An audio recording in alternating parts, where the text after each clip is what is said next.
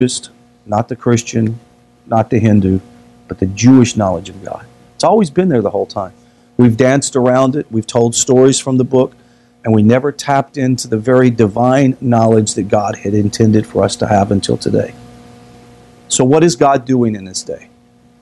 What He's doing, I don't understand on the mystical level. I can only tell you on the practical level.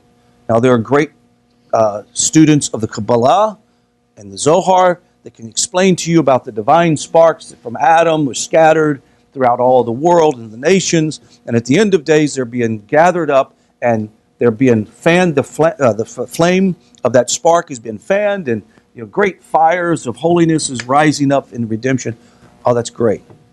All I can tell you is people like yourselves will call me and say, the craziest thing happened.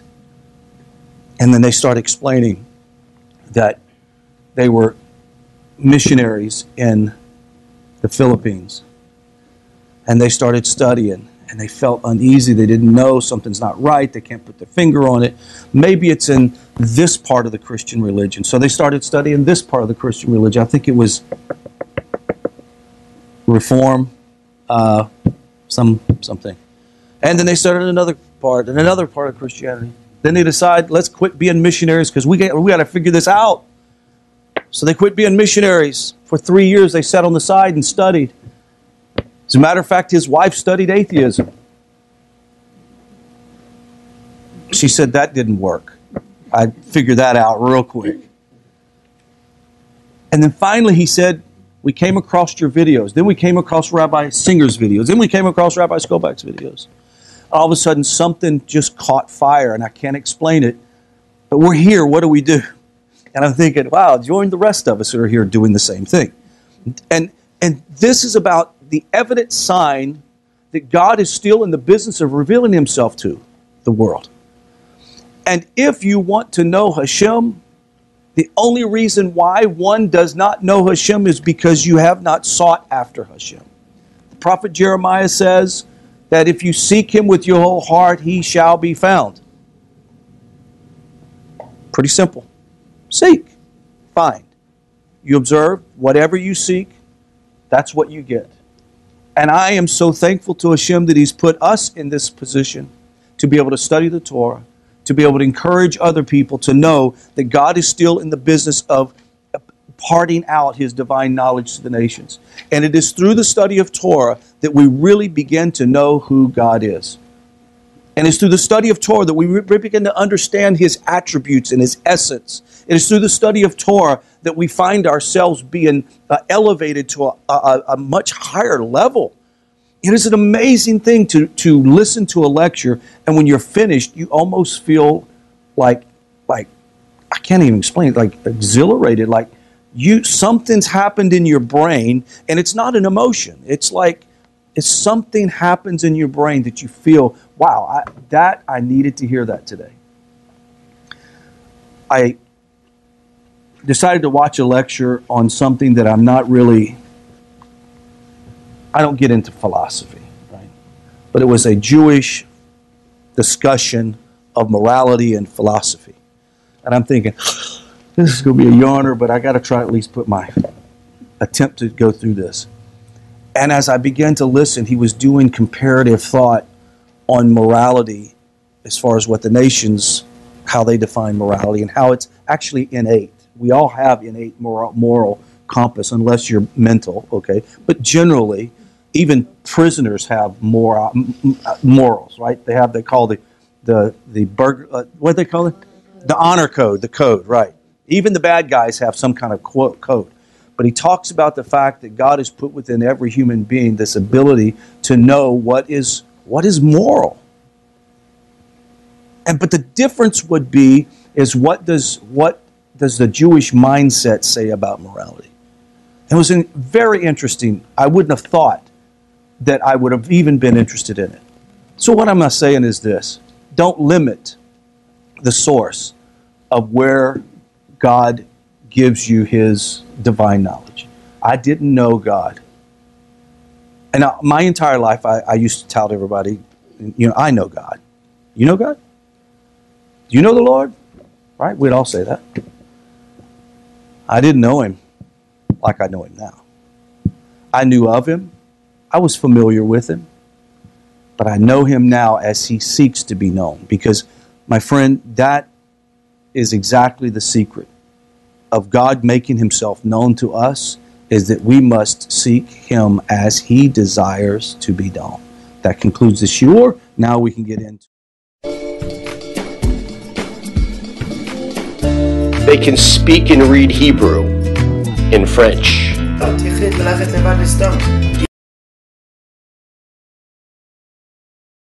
Pretty decent study on Wednesday. But today, what I'd like to point out in the first part of the class is the idea that the 21st century Yitro still exists, and that 21st century Yitro still thirsts after the knowledge of God.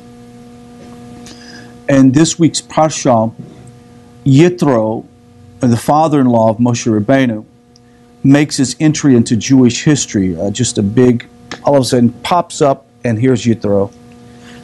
We had encountered him before in the story of Moshe's heroic defense of Yithro's daughters at the well, the bullying shepherds. And when the daughters came home, they said, hey, this great story of an Egyptian guy. He was muscular, he's big, he defended us against all those guys, and backed them down, and it was the coolest thing. And Dad was like, what? Hold a second. Where is this guy? You didn't invite him to the house? Now, the first thing that I hear when I hear this story, it reminds me of Abraham in much the same way. You know, Yitro was a priest. He was a Cohen of the Midianite people. So what we find out is that he's a priest in Midian, though he's of a different class, and that different clan of people will end up dwelling in Israel and with Judah. But anyway, he goes out, and this deed of this Egyptian man who basically saved the life of Yithro's daughters, he says immediately, go get him, find him, bring him back, go and invite him for a meal. Yithro was upset at his daughters because they had failed to show gratitude to this Egyptian man. Now at the time, he had no idea if this Egyptian was royalty or if he was just a regular Egyptian man. He was so very keen in discerning the special qualities of Moshe, he convinced Moshe to join his household and then gave his daughter Zipporah to him. What kind of characteristics did Moshe already have at this point that Yitro was able to see there was something very special and unique about Moshe?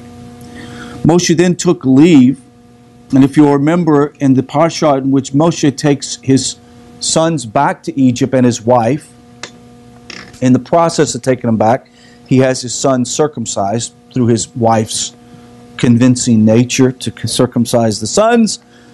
And at some point after the Exodus and the splitting of the Red Sea and other miraculous events occurred in quick succession, Yitro decided to reestablish contact with his son-in-law Moshe. But in the meantime, Moshe sent his wife and sons back to Midian to be with the father-in-law. Not much is said as to the reason why, but it does seem probably for their safety to send them back to the father-in-law and to make sure that they're settled. Now, Yitro, in his decision to establish contact, came from the stories that were starting to pass over about this year-long escapade of the glory and the splendor of Hashem to the Jewish people. It appears, and to Egypt, it appears that when Moshe was with Yitro and Moshe spent a lot of time communicating and talking about the wonders of Hashem and the promise given to Abraham and etc., etc. Because there is a text here that tends to point us, Rashi tends to point in this direction, that Yitro already was pretty much convinced that there was, that he was a real God, that there was something very unique about this God, but had not fully been convinced. And in just a moment, we're going to break down how in the 21st century, those of us who really find our identity in Yitro, we really say, that's kind of me. I was a religious person, I was in my own community, my own world, and all that stuff was turned up on its head when I was introduced to Moshe Rabbeinu. And when each one of us was introduced, it turned our world upside down. Yitro traveled to the wilderness where Moshe was camped, and his purpose was to get a first-hand account of what occurred. He had heard through the grapevine.